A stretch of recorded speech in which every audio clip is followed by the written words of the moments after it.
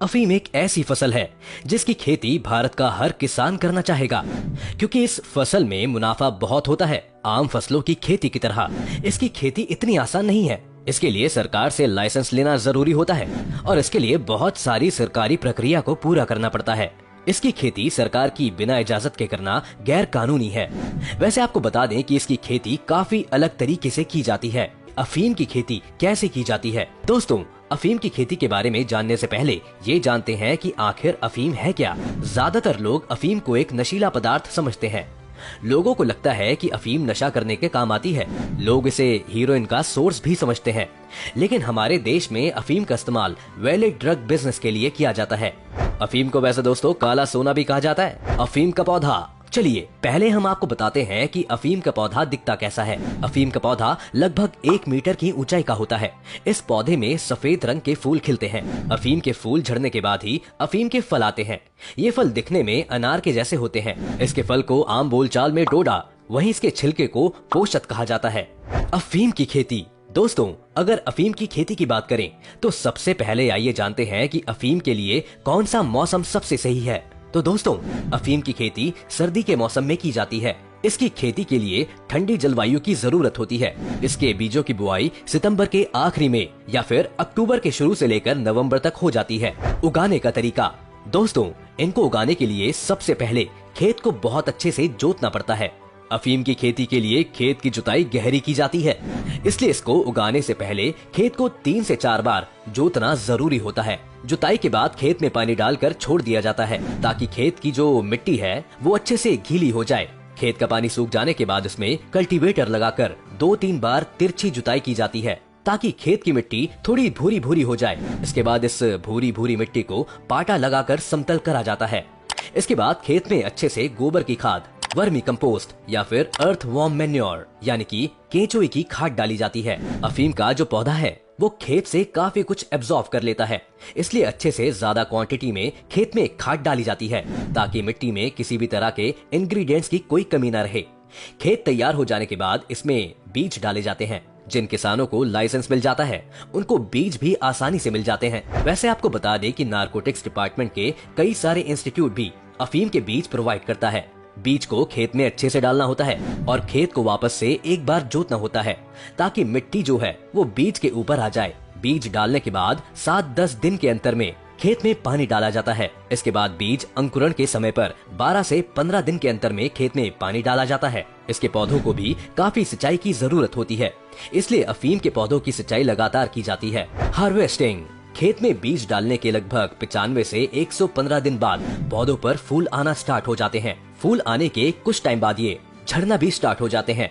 इन्हीं पौधों पर 15 से 20 दिन बाद छोटी छोटी बॉल्स निकलना स्टार्ट हो जाती हैं, जिन्हें नॉर्मली डोडे कहते हैं। जब ये डोडे टाइट हो जाते हैं यानी कि पक जाते हैं, तब इन डोडों पर एक स्पेशल औजार से या फिर ब्लेड से चीरा यानी कि कट लगाया जाता है। ये चीरा फरवरी के दूसरे हफ्ते से लेकर मार्च के पहले हफ्ते तक लगाया जाता है।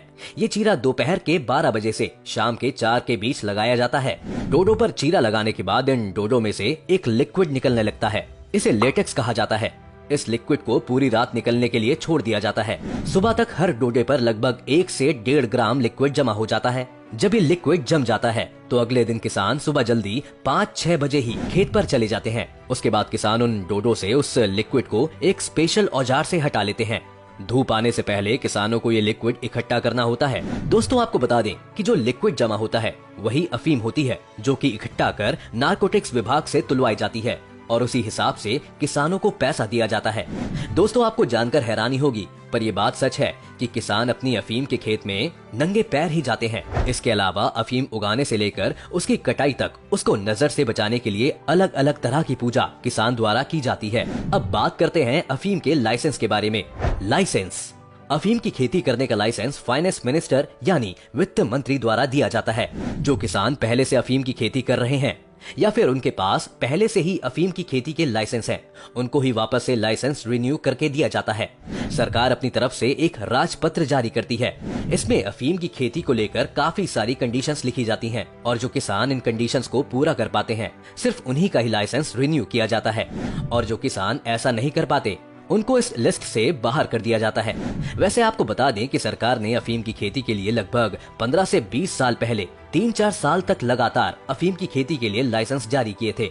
इन लाइसेंस को जारी करते वक्त ही कितनी जमीन पर इसकी खेती की जाएगी ये डिसाइड कर लिया जाता है। मतलब अगर सरकार किसान को 1 हेक्टेयर जमीन पर खेती करने की परमिशन देती है तो किसान उससे ज्यादा जमीन पर खेती नहीं कर सकता।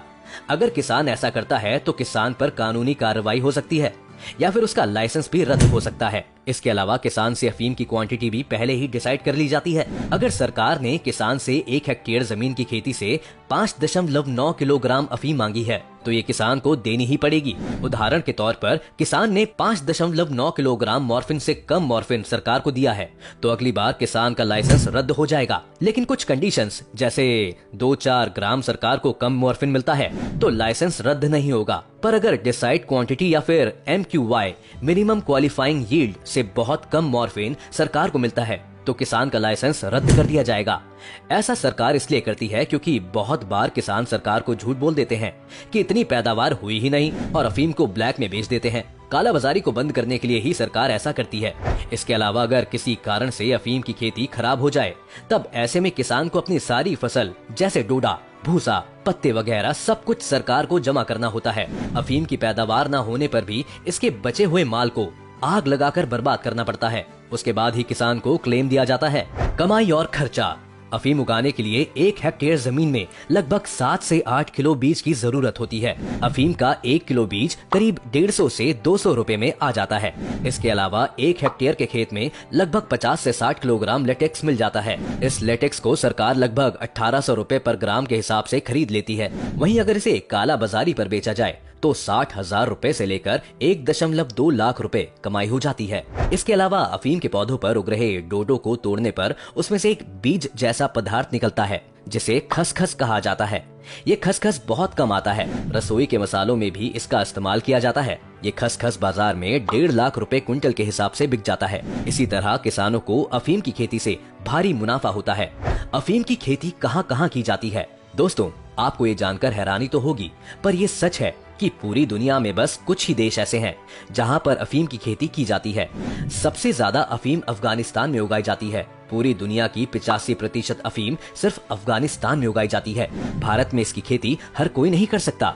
दोस्तों, आपको बता दें कि भारत में सिर्फ उत्तर प्रदेश, राजस्थान और मध्य प्रदेश की कुछ ही जगहों पर अफीम की खेती की जाती है। राजस्थान के झालावाड़, भीलवाड़ा, उदयपुर, कोटा, चित्तौड़गढ़, प्रतापगढ़ जैसी जगहों पर अफीम की खेती की जाती है।